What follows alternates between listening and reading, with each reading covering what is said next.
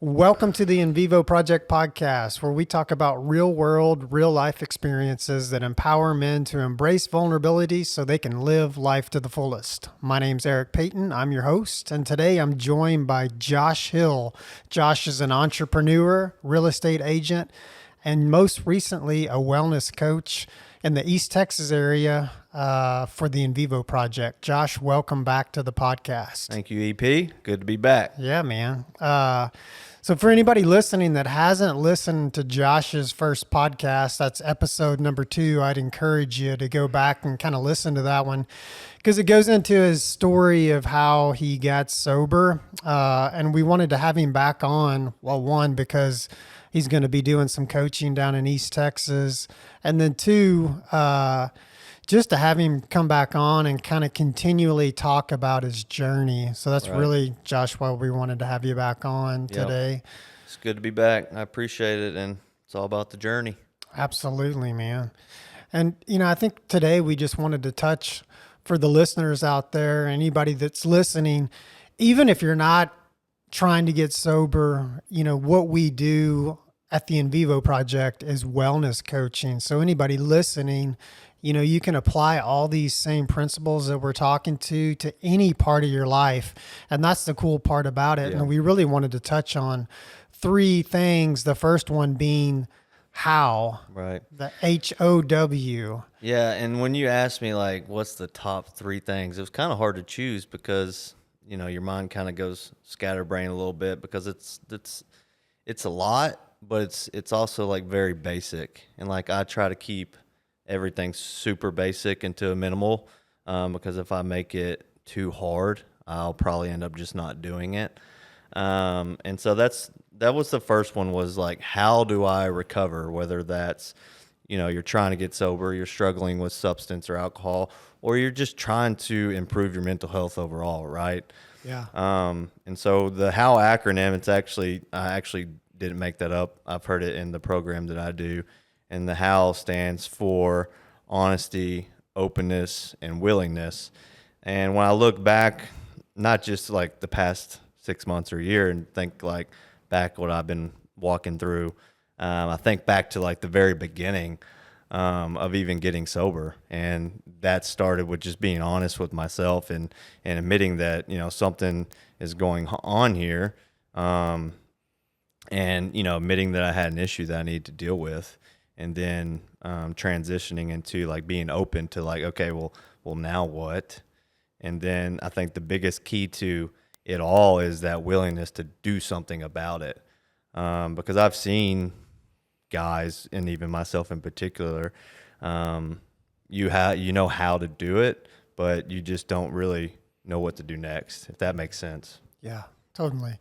And I think from working with people, the biggest thing is that honesty part, which is really about being vulnerable. Right.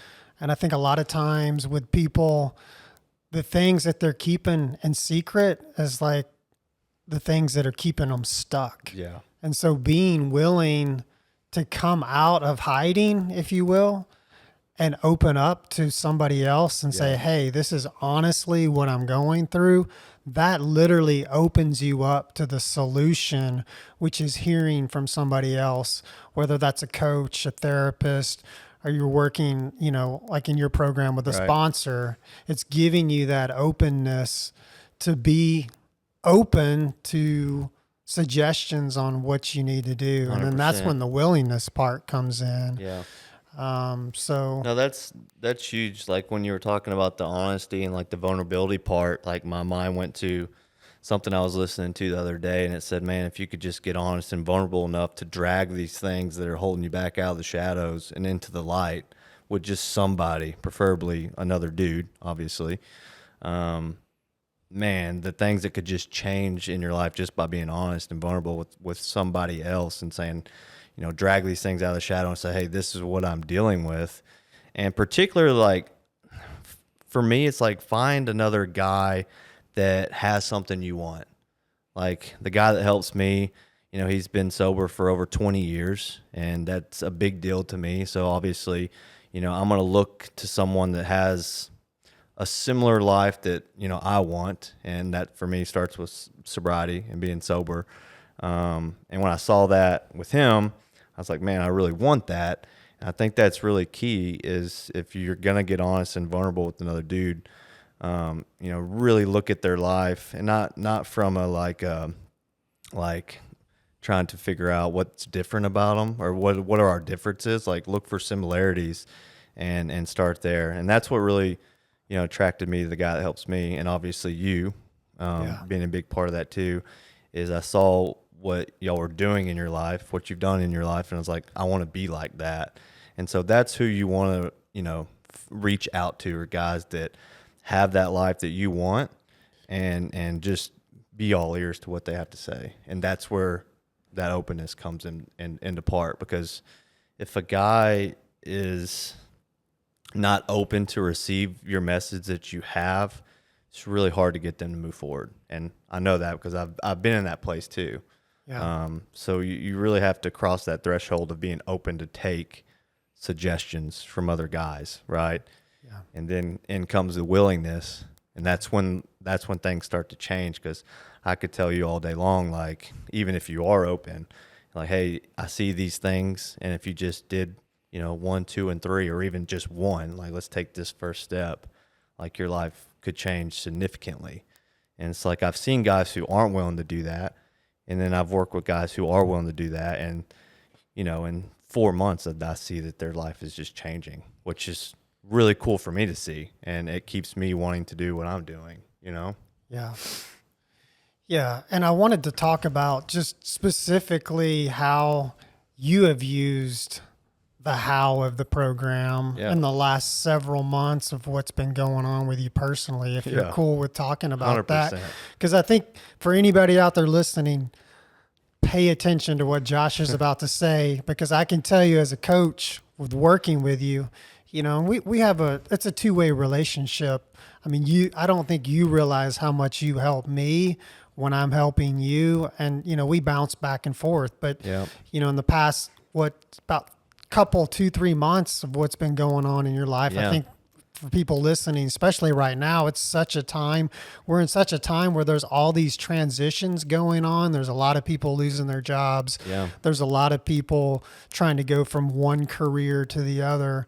And so you had some stuff come up, and I think it'd be really good for 100%. the listeners to hear. And I'll be as candid as possible and vulnerable and honest, obviously. So yeah, I mean, if I just track back, right, like I opened up a business, right, and at the end of the day, it was very successful on many levels, but it also failed at many areas too. Like I look at it as taking the L, right, and I'm cool with that now because I've learned so much from failures. I've probably learned more from failing than I ever have from taking a W and winning, right? And so at the end of the day, I got in a very bad financial situation, like with that business. And that was really a big part of my sobriety too. Like that's the stress that I've brought on from that, or that business brought on. I was covering all that up, trying to, protect myself, or, show myself as what I, presenting something that wasn't, basically, right? So moving way forward, like I'm in 100% like rebuild phase of my life, like financially, my marriage, like, which all those are good, but like a total rebuild phase, I guess, if that makes sense. And so, the last probably 6 months, rebuilding from that financial position, and just being open to suggestions, obviously, which going back 6 months, maybe not that long, obviously staying in contact with you and like, hey, what do I need to do? Because at the time, real estate's been good, but it's up and down like everything else. And it was really all I was doing at the time. And so, during the slow times, I'm like, I'm struggling here. Like I got a family, I have kids, I have bills, they're stacking up. I'm starting to get behind. Like I don't want that stress in my life, because I know what it can push me to, I guess. And so being on the phone with you, you asked me the question, are you open to my suggestions? Right. And I was like, yeah, I'm open to your suggestions. And you're like, dude, like you should drive Uber. And I was like, my first thought was like, hell no. Like, what if someone sees me doing that? You know what I mean? But after thinking about it, it kind of came down to what are you willing to do, and will you do it? You Yeah. know what I mean? And so, shoot, dude, I started driving Uber on the weekends. I started mowing yards. I really just became willing to do whatever I needed to do to put food on the table, to be honest. And I've had a lot of help from different people in that transition, which has been a huge blessing. But I remember when I was driving Uber, it's kind of funny. It was like the first night I was driving Uber, and at first I was kind of like embarrassed. And it's just me in the car, right? But I'm still like embarrassed. Like, what has my life come to that I'm freaking driving Uber to take care of my family? And it was weird because like with that thought also came like I'm grateful that I get to do this, right? And the big thing that you told me is like you just need money coming in every day. And that allowed me to do that. Mowing yards and doing all these little things allowed money to come in every day. So what it did for me was it built confidence, you know what I mean? To do that, I'm going to do whatever I have to do to make a living. And on the flip side, it really taught me to be grateful, like to be grateful for what I have. Don't fixate on the things that I don't have, and just live one day at a time and focus on literally just that one day and doing what you need to do to make it work. Yeah, and the point of it is just to, like you said, to keep that momentum going, Right. because so many times, myself included, when you get into a rough spot, usually people's default is to freeze up and not do anything Right. and wait for something to change. Yeah. Whereas if you'll just, most of the time, if you'll just start moving and headed in that direction, whatever it may be will usually come to fruition. And you've seen that in your own life in a short period of time. Yeah. Where, And that's the thing. It's like when I started doing that, like me and my wife, Connie, like got super serious. Like we started having budget meetings and getting on the same page for the first time really in 13 years of being married, but not from a place of like regret or this is bad. It was more like, hey, let's sit down, let's look at everything, and like let's be a team and figure out what we want our lives to look like. You know what I mean? And that was the first time we really did that. And I mean, she's out, doing stuff that and working and doing what she needs to do too. And the beautiful thing is like by us doing this, it's built up a lot of not just confidence in our life, but a lot of hope too. Like things, we're not out of the woods we're not out of the woods, but like you start to see like what's coming, you know what I mean? And I think is huge, creating that, that momentum and that movement in your life, because it really gives you just a way better perspective on life and really who you are and what your character is. And like really finding out like you have so much more to give than you're giving. You know what I mean? yeah, 100%. And I think most people will choose an unfamiliar, most people will choose a familiar hell over an unfamiliar heaven. Right. And so, again, just by being willing to do something different, knowing you're in that situation where normally you would shut down and just wait for something to happen, but Yeah. instead getting out, moving, making forward momentum. Yeah. And that is Yeah. huge. I mean, it's helped me tremendously. Like it's made me not just grateful, like I said, but it's made me content too. Like not just knowing that I'm going to be okay, but like, I don't know, man, when you get this attitude of gratitude, like you start to be content with just what you have and where you are in life, whether it's good or bad. I think because it builds up a hope in you that things are going to get better, right? I mean, not that they have to, but you just feel and know like they're going to get better. Yeah. And then when you have a wife that's in that with you, man, like things just start to change. Like even just doing that for those, I don't know, I felt like it was like 6 months, and I'm still doing some of it right now. I feel like it just, I don't know where I was going with that, but I feel like it just changes the game.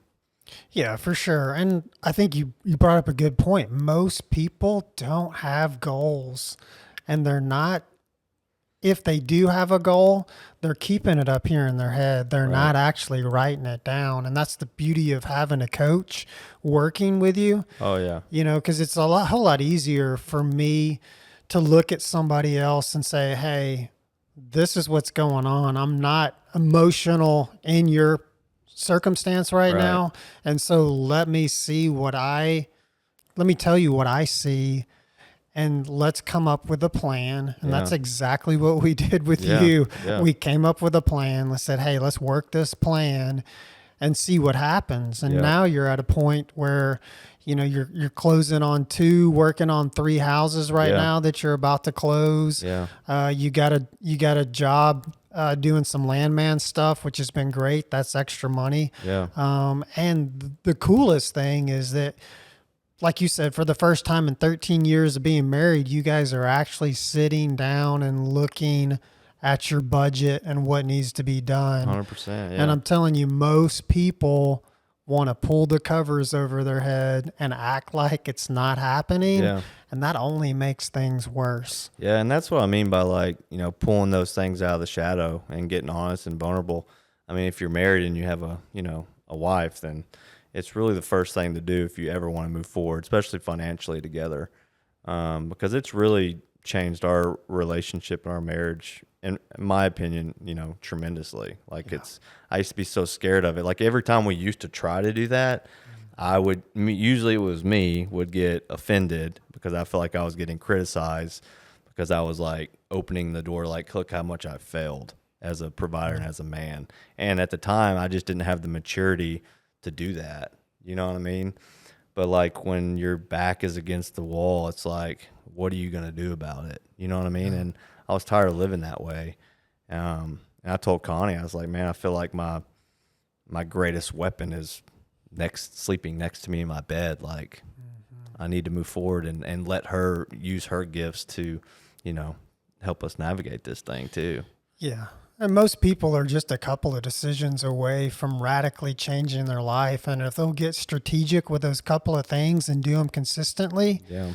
things change really quickly. Yeah. 100%. So, well, the other thing we were talking about, as far as wellness goes, is having a routine. So you were kind of talking about that. Yeah. I think, for me and like having an athletic background, I've always enjoyed having a routine. I'm still kind of like molding this, I guess, is like being all in or all out and not trying to be like that anymore. Like if I miss something, no big deal. Like I'm really focusing on, progressing, not being perfect, but just moving forward, keeping that movement going. And for me, that's a routine.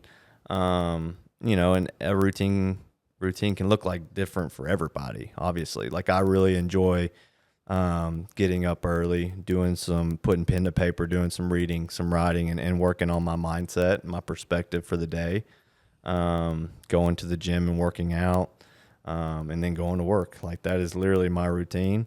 Getting home, being dad, hanging out with my kids. Once they're in bed, hanging out with my wife. I mean, it's a very basic day, but that's what I've grown to love. You know what I mean? Yeah. And I don't know I think everybody needs some type of routine, you know what I mean? But I don't know if it's people that struggle with, addiction or whatever. I feel like everybody needs some type of routine because like when you start to see progress, like you want to keep going, you know what I mean? And I think a routine allows you to see that. Yeah, 100%. I mean, everybody, in my opinion, needs a routine. And it doesn't have to be super fancy. Right. It can be really, like you said, some simple things that you do on a consistent basis. And this goes back to working your program, the AA program, is that at the end of the day, you should be reviewing your day to see what happened. 100%. And it doesn't have to be perfect. Progress, not perfection. Right, 100%. But keeping, again, going back to keeping that forward momentum is what most people miss. They're either running from the problem, freezing on the problem, or in complete denial about what's really going on in their life. Yep. And those are the things that keep you stuck. And I think like keeping it basic, like when we're speaking about a routine, and stacking wins. Like I heard a guy say this the other day, like how important it is to have a routine because you stack wins. Like you getting up and getting out of bed, that's a W. You doing reading, writing, meditating, prayer, whatever works for you. There's win number 2. Yeah. Going to work out, there's 3 wins. And so the rest of the day, you can build off that and stack wins off that. So at the end of the day, you feel satisfied because you actually were just stacking wins. So when the loss does come, it's like, no big deal. Like, where's my next win at? Like, the losses and the failures don't affect you as much. I was listening to a book on the way here, and it said, successful people rebound quickly. Like, if I used to take an L or fail, it'd take me weeks to get back on the horse. I couldn't handle it. But like now, like walking through all these, these little hardships or whatever it may be, I see myself rebounding a lot quicker. Yeah. You know what I mean? And I think that comes from just having a routine and building up those wins throughout the morning and then looking for them throughout the rest of the day. Yeah, and I think the other thing and the last thing we'll talk about is, community and accountability. I know for me, that's been huge, especially with this podcast. Yeah. Making sure that when I feel a certain way, I don't live there. I allow myself to feel it a little bit. And then I pick up the phone and call somebody like you and say, we talked the other day. I was like, hey, man, like, got some stuff going on and having some doubts and some fears here. And we talked through it. And I think having that community, which is part of what I'm trying to build here for guys specifically, is having a community that you can go to, because if we're left up to our own devices and our own minds, that's a dangerous place to be. Yeah. I mean, I heard the other day, a bored man is a dangerous man. You know what I mean? And that for me is like, we're built to build, right? And I know that doesn't really have anything to do with community or accountability. No, I think it does. But with that said, it's like community's huge. Like if something's bothering you and you have someone that you can reach out to via text or call, that it could change in an instant. Like I've seen people that, like, that's really one of my first things when I'm helping a guy. And I'm like, what are you doing? Like, where are you going? Are you a part of any group? And if they say no, I'm like, you have to go get engaged. Because when you don't, like, you stay in this like self-centered, self-absorbing, poor me like mindset in life. And that is just detriment. And so like guys and girls obviously, but like getting involved in a community, in a group, whatever that group may be, it just gets you out of that self. Like even if you're going to a meeting or a Bible study or whatever it may be, and it's for an hour, it's 1 hour that you get out of yourself. You get to listen to other people's stories. You get to understand, like, it's not just me that struggles with this, because that being self-centered, like self-absorbed, that's a super dangerous place to be too. And I think that's where community is huge, because it gets you out of that mindset and kind of gets you into the right perspective of like, oh, I don't have to go at this alone.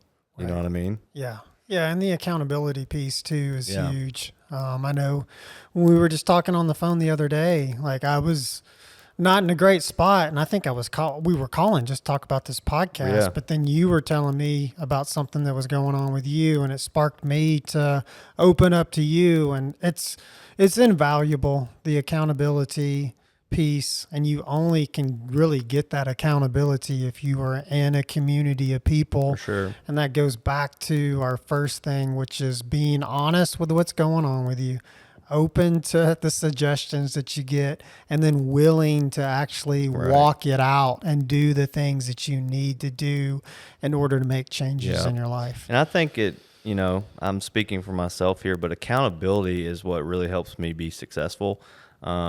Because when you can build a team around you, whether that's being, me and you, I guess, kind of coaching each other, or me getting to coach other guys, like I'm building that community, but I'm also building that accountability. So I'm not going to tell another man to, hey, you need to do this, and I'm not doing it. Correct. Like and I said this in our first podcast, like Josh will quit on Josh pretty quickly. But if I have someone that's holding me accountable and I've told them something that I want to do, I want to be successful in, like it just changes. Like your perspective changes because you're like, it's not that it's like I don't want to fail them. It's like, no, I told them I'm going to do it and I'm going to do it. And I want them to hold me accountable to it. Like I have accountability people in all different little aspects of my life. You know what I mean? And that's the cool part about coaching other dudes is like, by you holding them accountable, they're also holding you accountable without really knowing it. You know what I mean? And that's, helping guys in the last 6 months and getting honest and open with those guys has been awesome because it's helped change me too. Like it's kept me sober, which is awesome because I don't know, when you start helping other people, like it always comes back to you. Yeah, 100%. Well, man, it's been good to have you on again. I want to give one last shout out that Josh is taking clients in the East Texas area. So if you know anybody in the East Texas area that needs a coach, whether it's for sobriety, just trying to live a better life, or you've got a specific goal and you need some of that accountability, you can reach out to us at theinvivoproject.com. We're on social media at theinvivoproject. Eric_Payton or Josh is Josh Hill Realtor on Instagram. Yep. So if you've heard something that's resonated, don't sit around and wait. Make a call. We're here to help. And it's what we love to do. Yeah. So, and I would absolutely love to help any guy. And usually, like for me, it's like ages 18 to like 40 because that's where I'm 37. And I know all the struggles that high schoolers have. I've been there. I've lived it. So that's really like the age that I'm looking for to help, 18 to 40 years old. So yeah, if you're looking for an impactful coach and something that could change your life, reach out to us for sure. All right, man. Thanks for coming, bro. Glad to be here. Yep.